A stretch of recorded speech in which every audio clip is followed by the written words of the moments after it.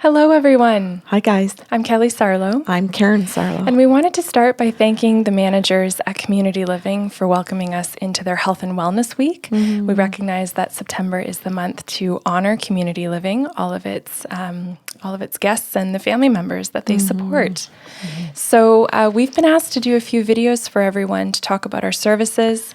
In other videos, we're going to talk about healthy boundaries and active listening, so that you can walk away with some toolkits, and that'll make a little bit more sense after we go through this video, which is about our services. Mm-hmm. So Karen, we're going to do this like we normally do in our podcast, which is to just have a conversation. Mm-hmm. And our intention today is to go through what we offer in our personal practices, what people can gain from personal sessions, and we're going to work really hard to target the actual staff members and how it can help them in their personal lives and their jobs. Then to talk about any of the guests that utilize the services at Community Living, as well as the third group, their family members and their support systems. Right. So we're going to just go through each of our modalities that we offer and try to divvy up the benefits for all three categories. Yes. Okay. Yeah. We'll give some examples that we've experienced in the past. Okay. So the first one, the one that we always start with in our sessions, is medium.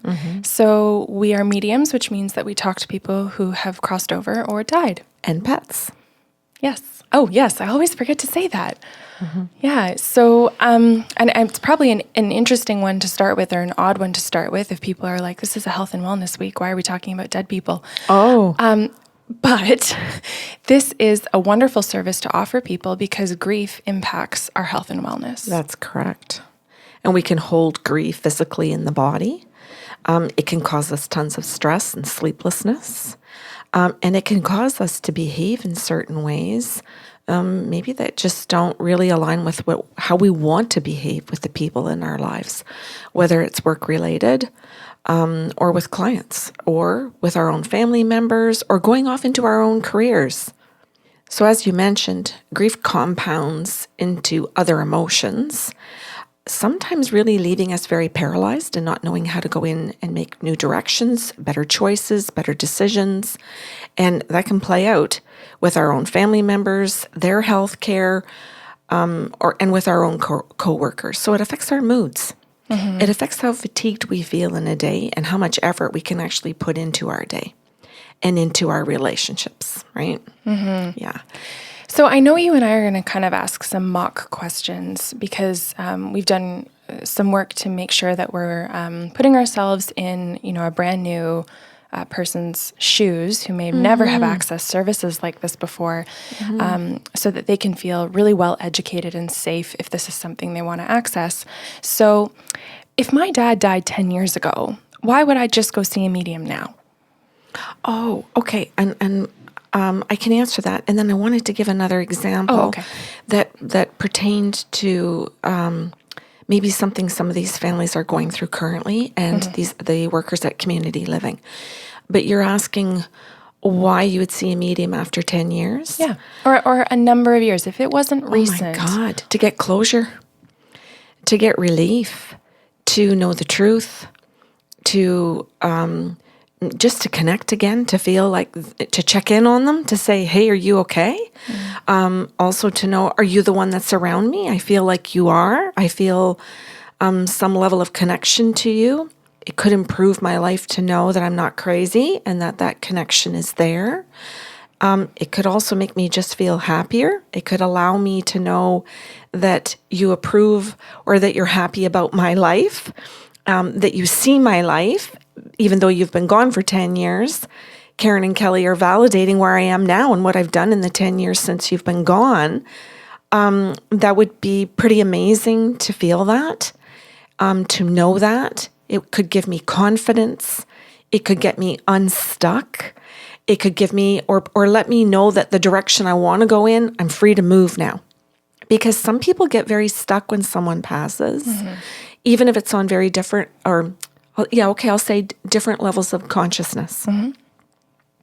So to be able to hear from them that the decisions that you've made, maybe about their own passing, or the decisions that you've made since they've passed, they are aware of. and that they support you and they understand what you're going through. Lovely. Now, I wanted to give one quick example. Yeah. That's real, like that is a client story, and I'll make it really quick. A gentleman came to see me because his son had passed, and he had passed about 2 or 3 years prior to him finding out about you and I. And his son was living in a group home for children with autism in a different city. So his mom and dad had made a decision that a life for him could be better living in a different group home. And a situation occurred where one of the workers in the group home was taking him and some other children out. They all had their seatbelts on. Everything was proper. I remember this. And there was a noise in the back seat of the car. The driver pulled over to the side of the highway. This man's son took his seatbelt off before the man could get out of his car and ran out into the highway and was killed. So the father came to see me. I knew nothing of this story. And he just said, "What do you get about my son who's passed?" And I was able to relay the entire story to him. And his son thanked him for putting him in the group home, that he felt loved and cared for. He felt he had tons of support, and he loved all of the other young boys in the group home. So they found out they did make the right decision.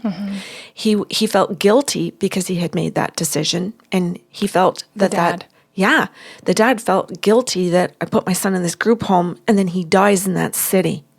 I wasn't there for him. So all of these levels of relief are gone, are given to him by his deceased son. He also talks about the driver and says, "Dad, like, this wasn't his fault. This is totally on me. And it was the way that my brain worked. I didn't see the vehicle coming at me." He says, "This wasn't the driver's fault of the vehicle that hit me. It wasn't the driver's fault of the car that I was in." He said, "Dad, this was just all on me, and it was the way that my brain worked. And it wasn't suicide. It wasn't carelessness. It was just me." Yeah. And he says, "Thank you for coming and talking to Karen so that I could come through." And he gave him some validations about what had happened in the little time frame since he had passed. And I just think that is a great illustration of medium. To be able to allow that dad to go home to his wife and say, "Okay, I went and saw Karen and Kelly, and these are all of the messages." And he has been in contact with that worker. He has been in contact with that driver. So there's a whole healing circle that happened here because of 1 half-hour session. Half an hour. Half an hour. Yeah. So I think of all of the lives that can change from the value of saying he valued half an hour. He never directed his session. He just said, "What does my son want me to know?" And his son did the job. And I'll say that his dad got to sit and process it all. I won't say it was effortless, because that's a tremendous amount of effort to process all of that information. And he recorded it because you and I encouraged that. And then he was able to take that back and play that for other people who he knew cared about his child. Yeah. And who were also suffering since that death. And I hope that when I relay this kind of a story, that it really can illustrate how it impacts many lives, that one person made that choice. They didn't have to all come. They could have, because we do group sessions, but one person made the choice to reach out. Lovely. One person was brave. Cool. Thank you. Yeah, you're welcome. I just thought that the examples might really bring it all together for people. I think so. I hope so for people. Yeah. Okay, so then the second modality that we offer is medical intuitive. Yes. So what that means is seeing inside the body, like a CAT scan or an X-ray. The most wonderful thing about it is that it's non-invasive. So we are doing actual mental scans of the different systems of the body to see whether or not they're operating in good health. And we are looking for hints or indications of pain, illness, or disease in those scans, whether it's past, present, or future. And this is just, So wildly fascinating to me, and really, as we call them all, gifts. And I know you have a really excellent example of a young girl that you helped. I'll remind you if you forget. Yeah. That's fine. But I wanted to just illustrate what it is first, because I think a lot of people, I know a lot of people when we go through the consent process get a little bit bristled at this one if they've never experienced it, because I don't want to hear anything bad. Oh, yeah. Right? And Yeah. the intention is to actually allow you to have an opportunity for being proactive. So if I see something that is in the system that is a red flag, what are my options? What choices do I have to go forward and take care of myself? Yes. And the guides, which we'll talk about in a little bit, come in and tell us what resources are best for you to access. So Yes. we are not the beginning and the end. That's right. The medical intuitive is information that you can take to other professionals to help take care of you. Correct. And that's your health team that you get to put together as the client. So you may take information to a physician to do a physical scan to verify things so you can get a diagnosis or proper treatment plan. You may take it to physios, chiros, massage therapists, whoever, like we said, is on your health team, who can we can pass the baton to. I've had clients come in for their own health with their parents and with their physios and with their healthcare providers, who all come in a group. And I've also had it where they record the session and bring it back. I know you have as well, where they bring it back to the professionals. And also where we've done it over technology by Zoom or Skype or telephone, teleconference, where I can be part of, where you can be part of the team. And everyone on the team can ask us questions. And that's been done in school systems. That's been done with referrals from psychiatrists, doctors, physiotherapists, chiropractors, as you said, with all kinds of professionals. So can I leap to the example then? I know I you're don't going to know light which up. one you're talking about. Hang on. So I'm going to combine two things here. And I know we have only just talked about medium and medical intuitive, but I want to bring in psychic as well. Oh, sure. We'll go over that in more detail in just a minute. And I also want to bring in the fact that these gifts give voice to nonverbal people. Oh, so yes. I'm layering a few things in here, and hopefully towards the end it'll all come together for new listeners. Right. So you were working in a school at one point with particular individuals in a classroom of all nonverbal children. Oh, yes. And you were working with one individual in front of you to help, do some things with him. And medical intuitive picked up on a young woman in another room where you were able to do a very quick scan and go, she's allergic to bananas. Yes. And then be able to relay that information to her EA, who was feeding her bananas in the other room. I fed that information to the teacher who ran down the hall to see if this was accurate. So I said to her, there's a young girl a door or two doors down being fed bananas mashed up in her food. She's nonverbal. She's in a wheelchair, actually, and she's showing distress. They just don't know what the distress is. And I said, could you run down and see if that's true?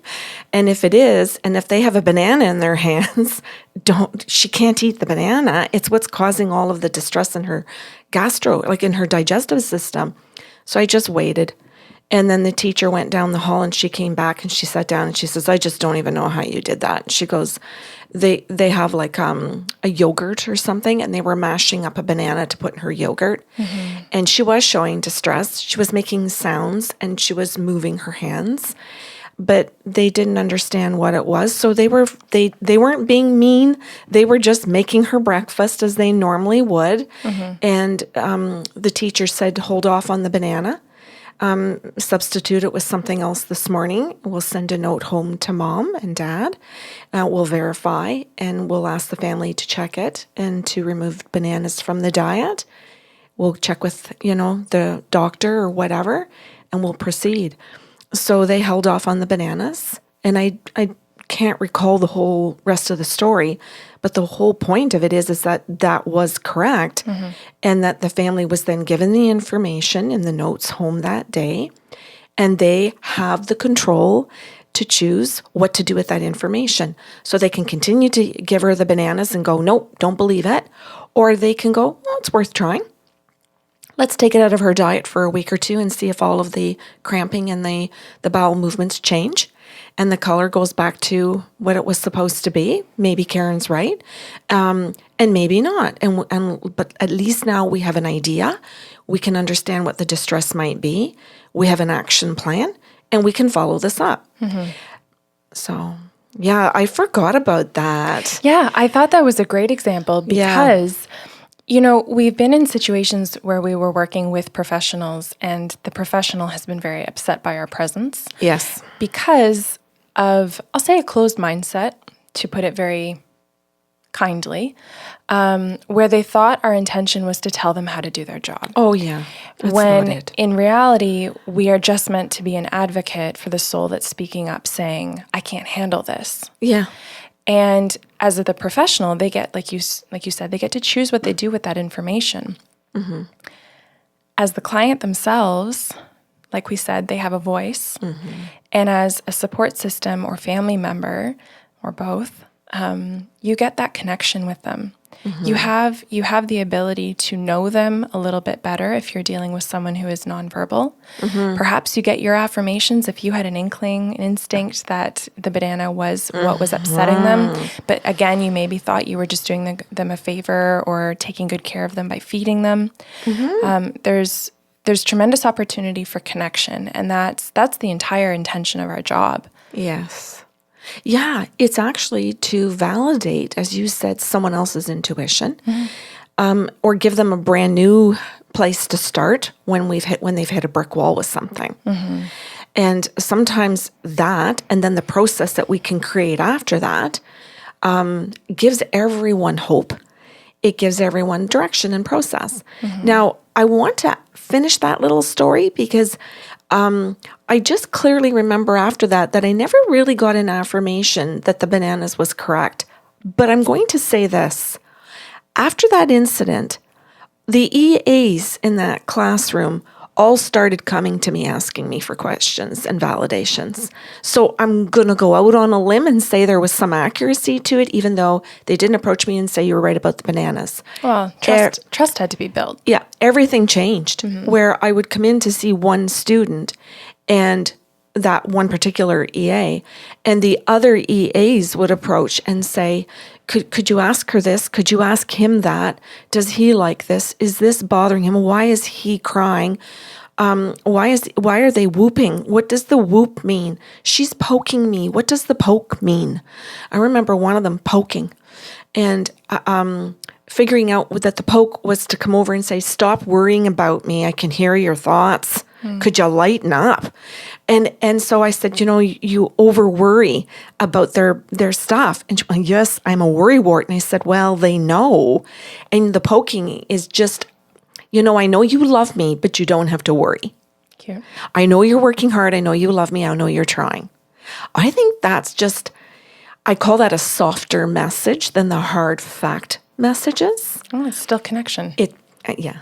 Still connection. And the soft messages and the hard messages are just as valuable. Mm-hmm. Are you comfortable if I go to the third? Yes. Okay, so psychic, and that is past, present, and future information of this lifetime. Okay. I'm going to break it down. Really nice and simple. Yeah, you are. As simple as the gifts can be explained. Yeah. So past, present, and future of this lifetime.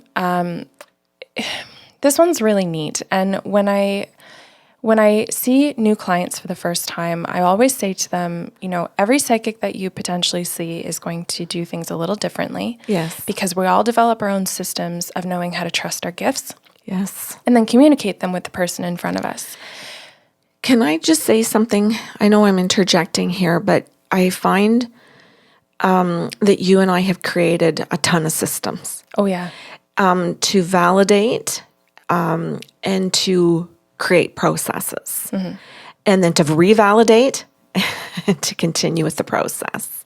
And I think that's just because it's our character, but it's also the relationship that we have with each other to validate. So if a school is asking me a question and I'm not sure, I can come to you for validation. We each have processes, and it's like, I'll say it's a double positive whammy, that we're being very careful. We're being very fastidious to make sure that we're doing our job with integrity and that we're in alignment with the very same values as the family and the schools and the professionals. So we have to be able to communicate with all of them to make sure we, in fact, are on the same page.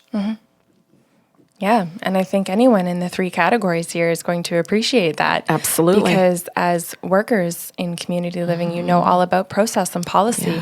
And even when your heart is being pulled, to speed up a process, you know how valuable and necessary process is. Yes. As well as families who are the advocates and supporters. Yes. So what I wanted to say about that is if you are coming for a session, our process is that if you're asking about the past or present, typically it's something that you can confirm. It's happened or it's happening. Right? But there are events where we don't have a memory for it, or maybe we were too young, or maybe we weren't there for it.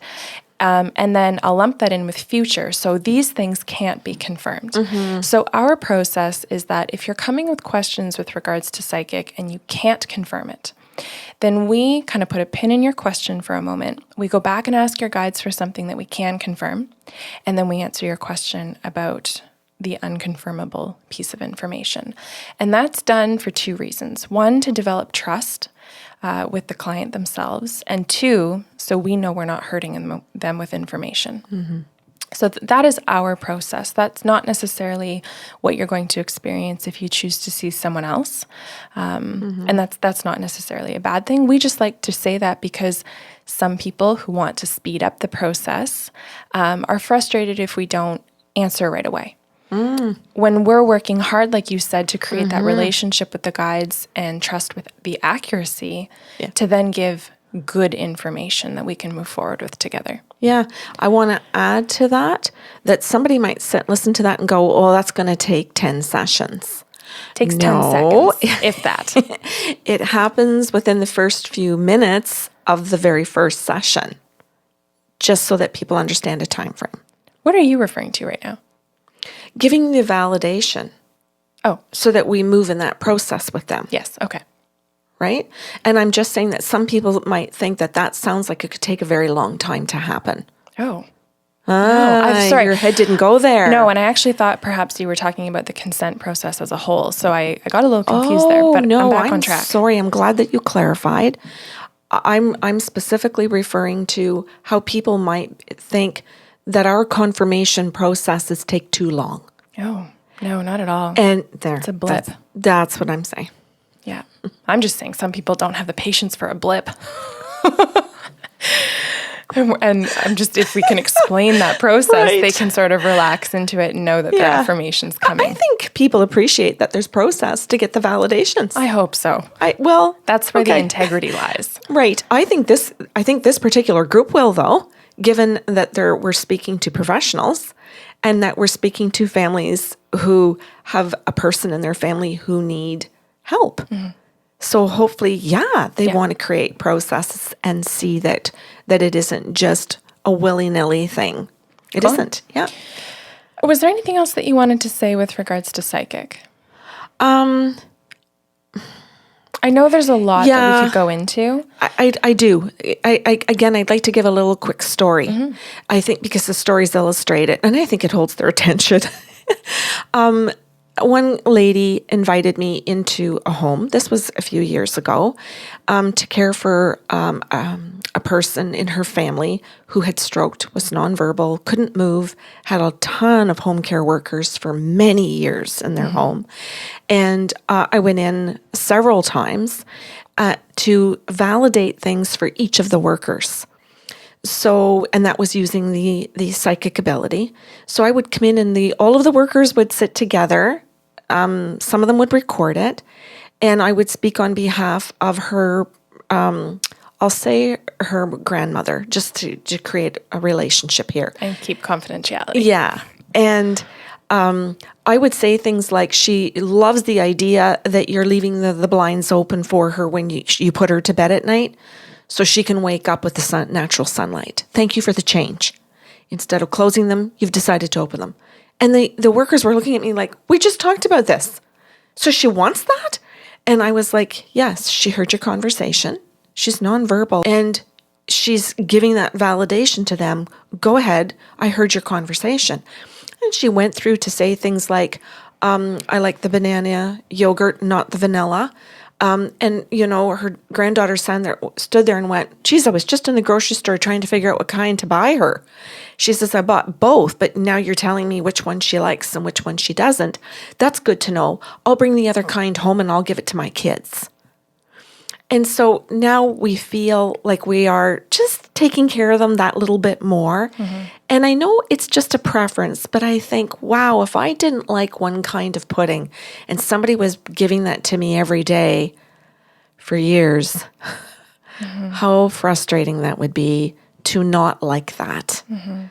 So she came through just to thank the workers for particular things, to affirm for them what she liked and didn't like, which were, I would say, maybe softer messages of preferences. But then she went right in and gave more specific things about her care that helped each of them do their jobs. I'll say, I don't want to say better, but maybe with less questioning. Mm-hmm. Or maybe just knowing, oh, that's good to know. Oh, I think a deeper appreciation. Yeah, I'm being appreciated by her. I know her granddaughter appreciates me. But wow, is it ever wonderful to know that she's appreciating this? Mm-hmm.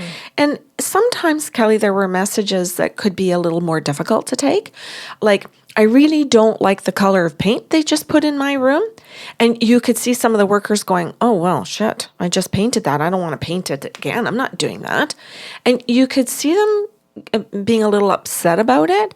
But then I came back like a month later and they painted it.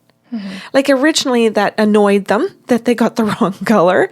And they kind of were, I don't want to do it.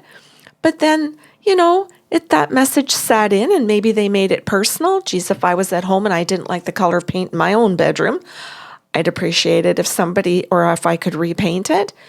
They came to that decision of, I want to do it mm-hmm. in their own time with their own means of when their finances or her finances obliged it. And they gave it a good, healthy process. And they changed the color of the paint eventually. Yeah, that's a good example. I like that. Can I move to the next one? Yeah. Okay, so then past lives is another component of what we do. Mm-hmm. And we journey on other people's behalf into their past lives to look at the way they've lived, the way that they've loved, the way that they've died, and to look at patterns and cycles that their soul has been through. Mm-hmm. To then help them understand if they're stuck in any of those patterns or cycles, mm-hmm. or to also help them make sense of why they might be drawn to certain things, certain mm-hmm. people, certain careers all over again, mm-hmm. If their soul is cycling in any of those things from lifetime to lifetime. Mm-hmm. And I say that we journey on their behalf because the lovely thing about that is that the client is at no risk of being re-traumatized if they've experienced something like that in a previous life. Mm-hmm. They just get to sit and listen to the messages. Mm-hmm. They may have an emotional release. That's very normal, laughing, crying, mm-hmm. Aha moments, things like that.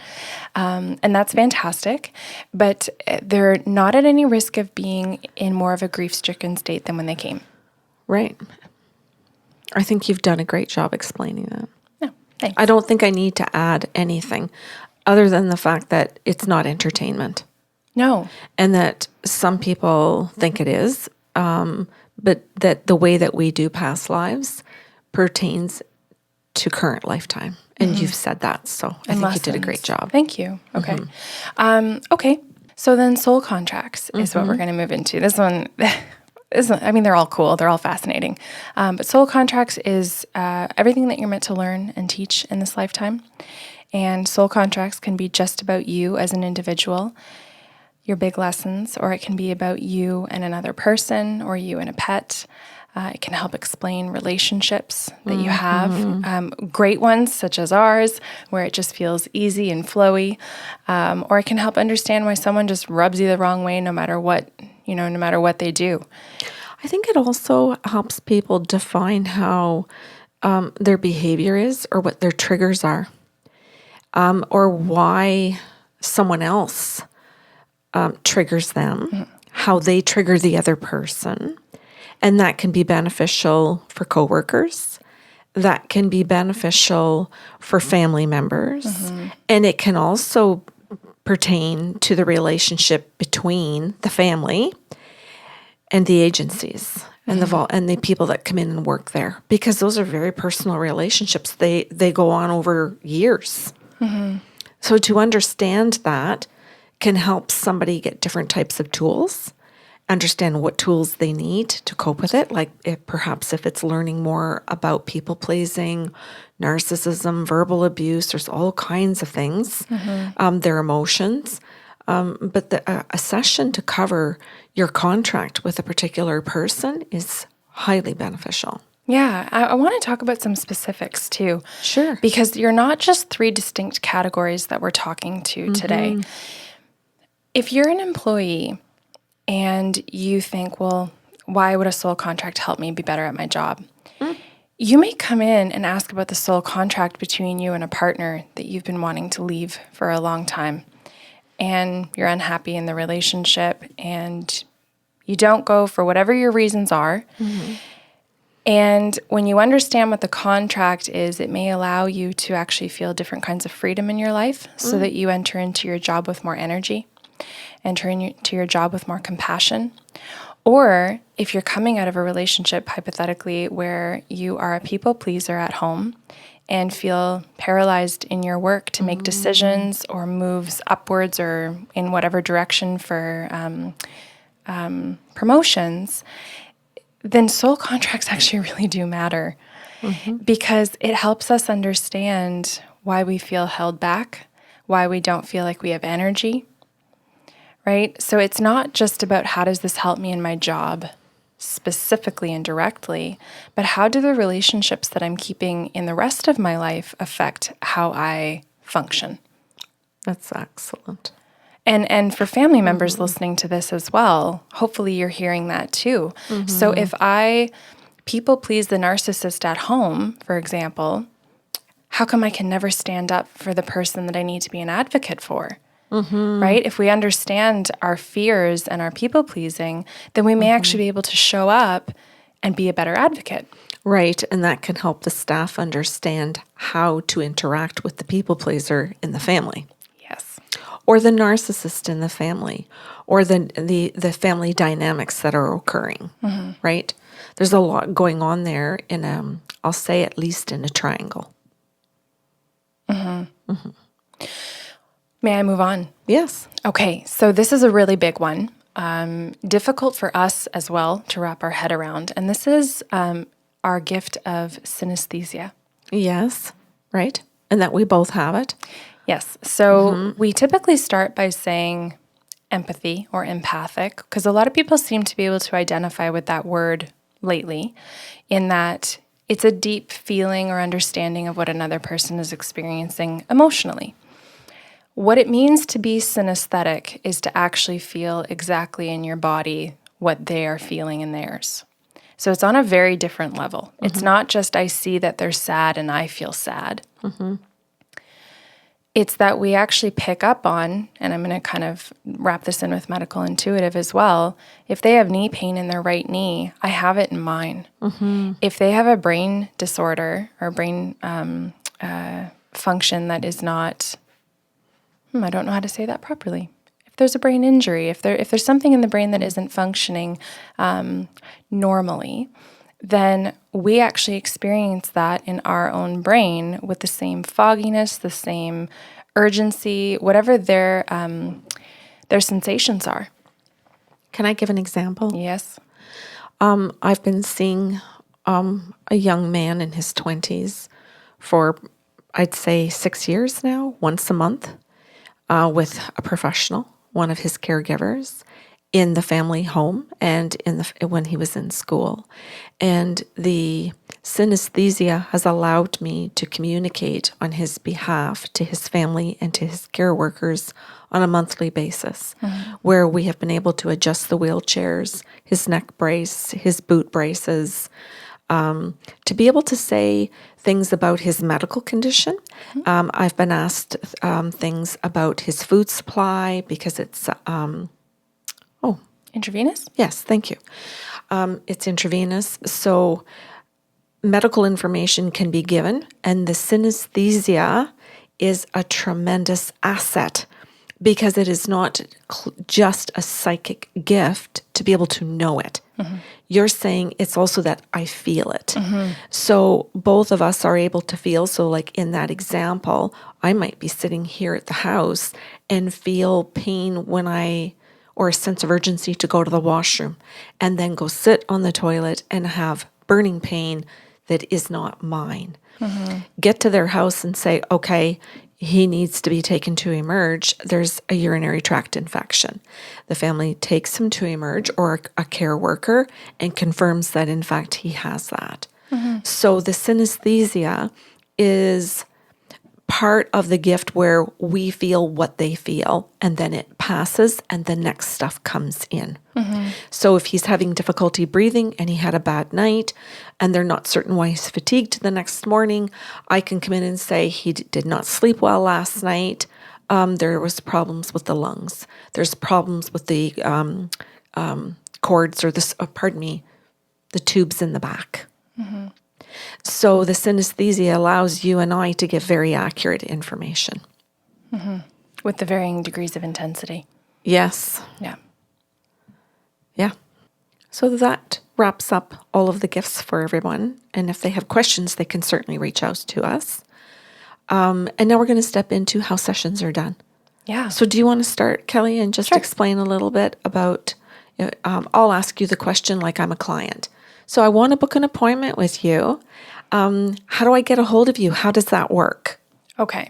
I want to keep this from being like pitchy, but you can go to the website bysarlo.com, and we have a contact us page where you can submit a request for a session. That's one way to do it. And that goes directly to our emails. And then you can also phone us directly. The numbers are on the website as well.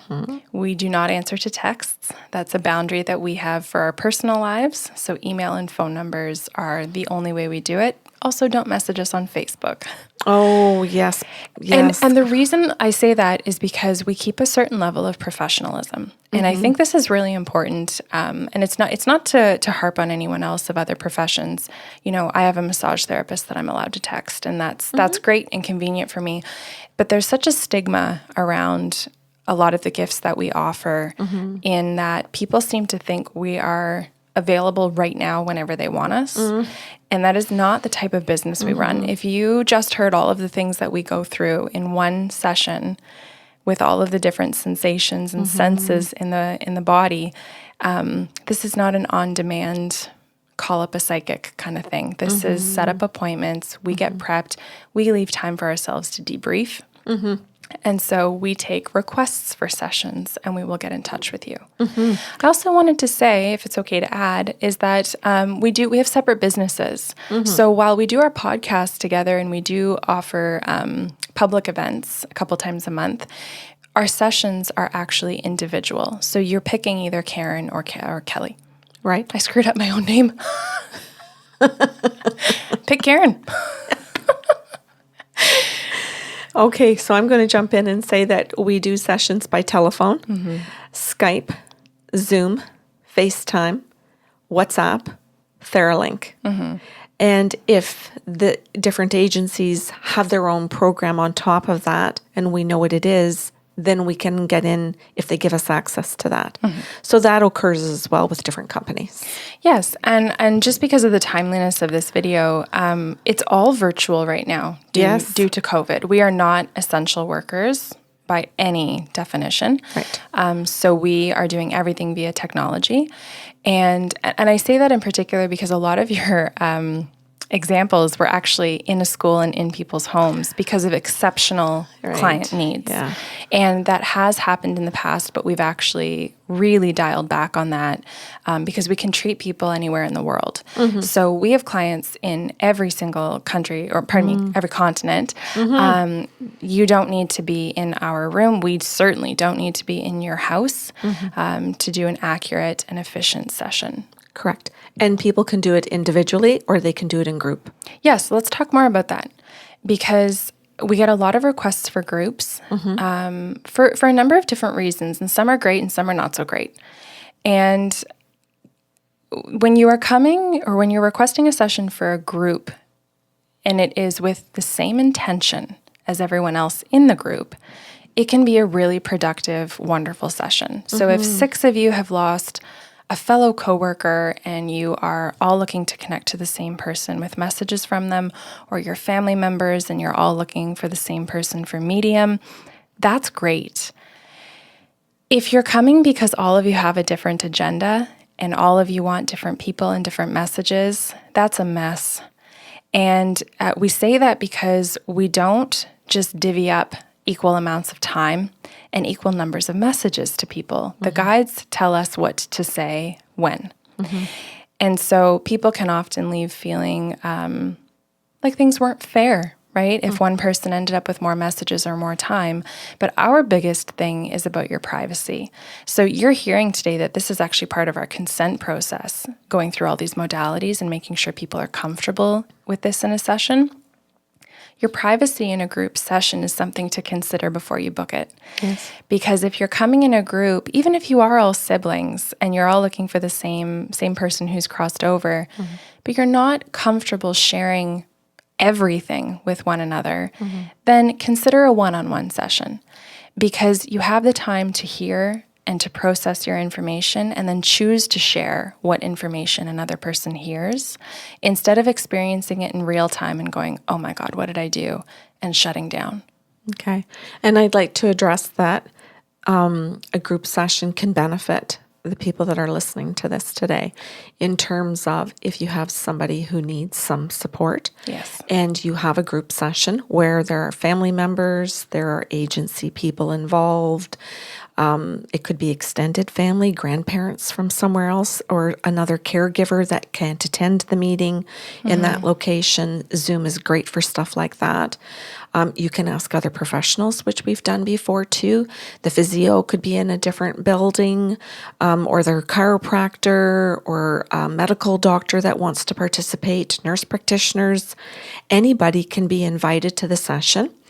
And we can participate in that. So if we are participating and they ask us our input on certain things, then we can do that. And that's what we mean by having one solid intention as a group Yes. Yeah. instead of having different agendas. Yeah. Yeah. Yeah. Good. Okay. So then let's talk about the actual session itself. Sure. Assuming, let's say it's an individual one, because I think that'll be the easiest to illustrate. Is that okay? Yeah. Okay. So after we go through that consent process and people, set their level of comfort and what they want out of their session, they're in total control of how they run it. Yes. So you could come in with only one thing, be comfortable with all of it, but say, I just want medium for the whole hour. That's totally fine. But what we like to outline in the beginning is that you've got options of how you can run the session. The first one being wide open. If you're walking in and thinking, I just want to know what this is all about, I just want to have this experience, and I just want to know what the guides want to tell me, then we can leave it open, and it's how your soul wants to direct the session. The second option is if you have a list of questions and you literally just want to tick them off one by one through your list. I've always said to people, I don't think that's any less magical than going wide open. That's a nice way to put it. Yeah, because, you're probably coming in that situation with a little bit of stress where you've got priorities that you want relief for or you want answers to or closure or whatever that is. So a list can be great and very efficient, especially in the shorter sessions. So if you're booking half hours, that can be a really great way to direct it. The third option is really cool in the sense that a lot of people will say, go open for the first 10 or 15 minutes. And we do check-ins. If it's an hour session, it's every 10 or 15 minutes to say, how are we doing? Are we touching on your needs? Do you have questions or a direction that you want to go in? I also say, ask them, have I crossed any boundaries?